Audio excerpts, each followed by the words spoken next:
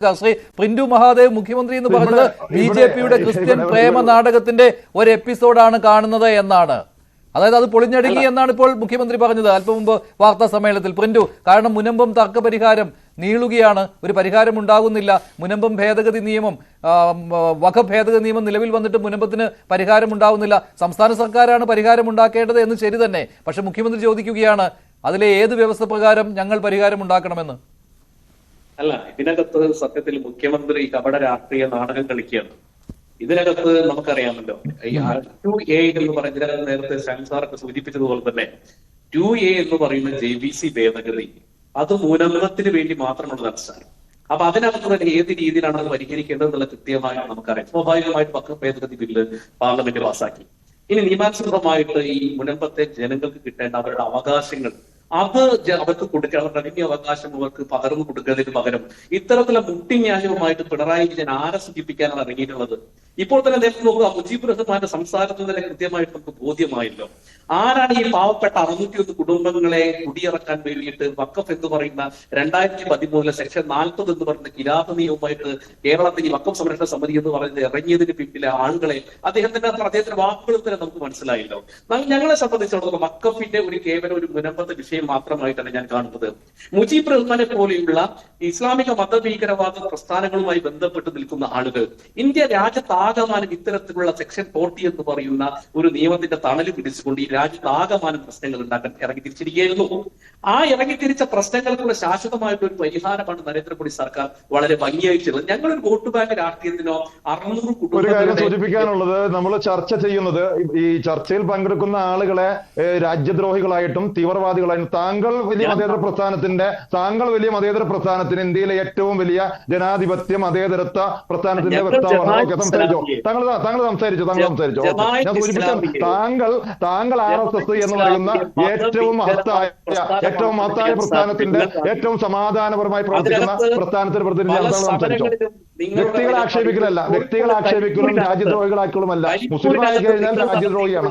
താങ്കൾ വിഷയം സംസാരിക്കുക, മറ്റുള്ളവർ നിങ്ങളുടെ സ്വഭാവം എന്താണെന്ന്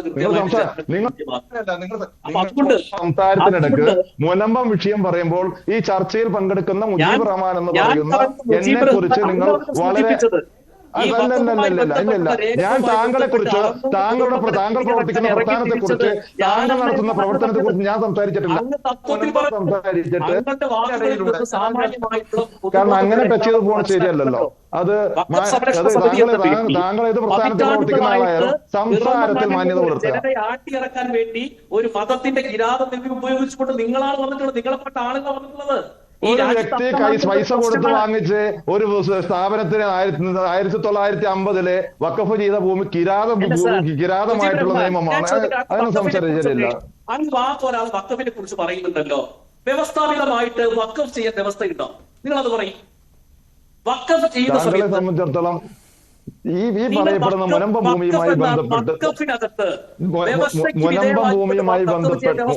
ഭൂമിയുമായി ബന്ധപ്പെട്ട് രേഖകളുടെ അടിസ്ഥാനത്തിൽ സംസാരിക്കാൻ താങ്കൾ തയ്യാറാകുക.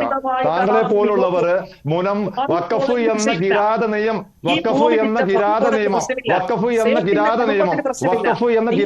എന്ന് താങ്കൾ പറഞ്ഞുകൂടി. താങ്കൾക്ക് വഖഫിനെ കുറിച്ചുള്ള താങ്കളുടെ നിലപാട് ഞങ്ങൾക്ക് ബോധ്യമുണ്ട്. താങ്കൾക്ക് പിന്നെ സെക്ഷൻ 40 എന്ന് പറയുന്ന കിരാത നിയമം അതിനെ ഞങ്ങൾ ബോധ്യപ്പെടുത്തി തരണം ആവശ്യമില്ല.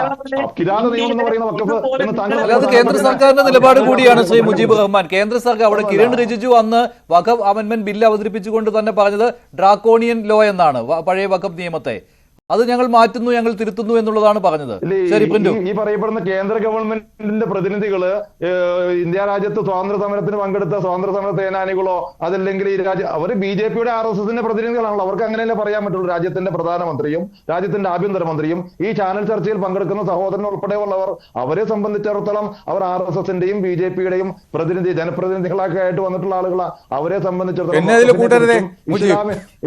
ഇസ്ലാമിനെ കുറിച്ചും അവർക്ക് സക്കാത്തിനെ കുറിച്ചും ഈ പറയപ്പെടുന്ന എല്ലാത്തിനെ കുറിച്ച് അവർക്ക് ഉള്ള അഭിപ്രായം ഇത് തന്നെയായിരിക്കും. അപ്പൊ അവർക്ക് മറുപടി പറഞ്ഞ് അവരെ ബോധ്യപ്പെടുത്തി വഖഫ് എന്നത് പരിപാലനമായിട്ടുള്ള നിയമമാണെന്ന് അദ്ദേഹത്തോടൊന്ന് പറഞ്ഞ് എനിക്കൊരു കാര്യം പറയാനുള്ളത്, ഒരേ ഒരു കാര്യം പറയാനുള്ളത്, മുനമ്പത്തെ വിഷയം പറയുമ്പോൾ പറഞ്ഞോ. പറഞ്ഞോളൂ. അല്ല, ഞാൻ പറയട്ടെ. ഒരു മിനിറ്റ്. ഹലോ, അപ്പൊ ഞാനല്ല മഞ്ജു സാർ, ഞാനല്ലേ പറയേണ്ടത്? അതെ, പറഞ്ഞോളൂ. ഞാൻ ജലീലാണ്. അതെ, ഞാൻ പറയാം. അപ്പൊ അതുകൊണ്ട് നിങ്ങൾ മനസ്സിലാക്കേണ്ടത് പിണറായി വിജയൻ രാഷ്ട്രീയ നാടകം അവസാനിപ്പിക്കുക. നോക്കൂ, ഇത് ഞങ്ങൾ പറഞ്ഞില്ലേ JPC ഭേദഗതി, ആ ഭേദഗതി മുമ്പുണ്ടായിരുന്നില്ല. നേരത്തെ സൂചിപ്പിച്ചല്ലോ, ഇതിനകത്ത് സെക്ഷൻ 2A എന്ന് പറയുന്നത് ഇതിനു വേണ്ടി മാത്രമുള്ളതാണ്. അതുകൊണ്ട് നോക്കൂ, ഇതിനകത്ത് എല്ലാവിധ അവരുടെ ഭൂമിയുമായി ബന്ധപ്പെട്ടുള്ള റവന്യൂ തർക്കങ്ങൾക്കുള്ള ശാശ്വതമായിട്ടുള്ള പരിഹാരമാണ്. ഇത് ഇംപ്ലിമെന്റ് ചെയ്യുന്നത് സംസ്ഥാന സർക്കാരാണ്.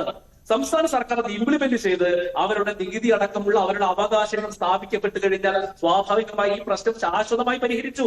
അതിനകത്ത് ഇവിടെ സർക്കാർ എന്താ ചെയ്യുന്നത്?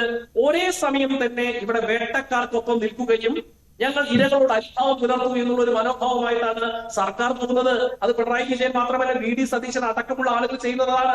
അതോടൊപ്പം തന്നെ ഇവിടുത്തെ മതഭീകരവാദ സംഘടനകൾക്ക് മറ്റൊരു താല്പര്യം കൂടിയുണ്ട്. ഇതൊരു വിലപേശ സംഗതിയായി മാറ്റിക്കൊണ്ട് തത്തുല്യമായ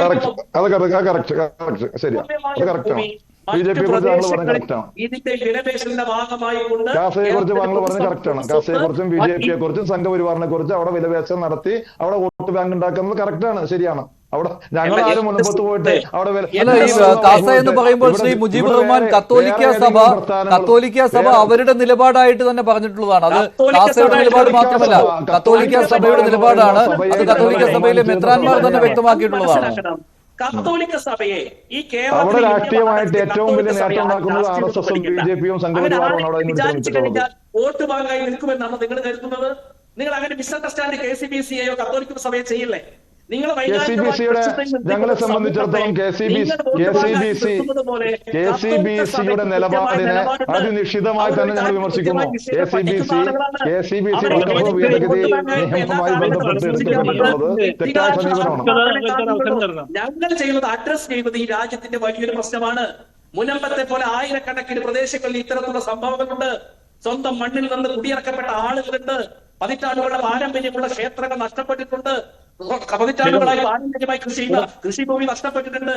അപ്പൊ ഒരു കിരാത നിയമത്തെ ശരി പ്രിന്റ് ഞാൻ ഇടപെടുകയാണ്. ശ്രീ PK ജലീൽ, പ്രിന്റ് ഞാൻ ഇടപെടുകയാണ്. ശ്രീ PK ജലീൽ, അല്ല ഒരു സെക്കൻഡ്, പ്രിന്റ് ഒരു സെക്കൻഡ്. ശരി, ഈ വഖഫിനകത്ത് നമ്മുടെ മുനമ്പത്തെ ജനങ്ങൾ കിട്ടുന്നത്, അല്ലാതെ 600 കുടുംബങ്ങളെ വോട്ട് ബാങ്കാക്കുന്ന രാഷ്ട്രീയം BJP-യുടെ രാഷ്ട്രീയമല്ല. ശരി, ശ്രീ PK ജലീൽ, ഇന്ന് മമതാ